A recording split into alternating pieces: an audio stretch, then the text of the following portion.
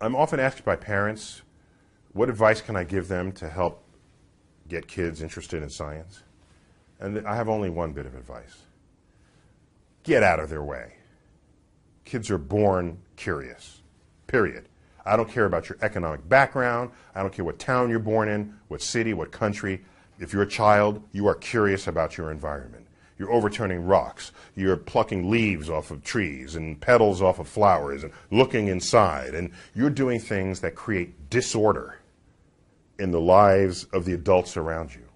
And so then what do adults do? They say, don't pluck the petals off the flowers. I just spent money on that. Don't play with the egg. It might break. Don't. Everything is a don't. We spend the first year teaching them to walk and talk, and the rest of their lives telling them to shut up and sit down. So you get out of their way. You know what you do? And you put things in their midst that help them explore. Help them explore. Why don't you get a pair of binoculars? Just leave it there one day. Watch them pick it up. And watch them look around. They'll do all kinds of things with it. For me, at age 11, I had a pair of binoculars and I looked up to the moon. And the moon wasn't just bigger, it was better.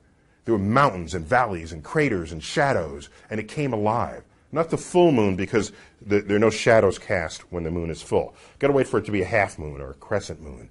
And look at the edge between light and dark with a simple pair of binoculars. I was transformed by picking up a pair of binoculars and looking up.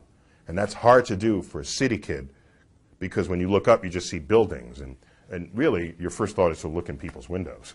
Really. So to look out of our space and out of living space and look up to the sky, binoculars go far, literally and figuratively.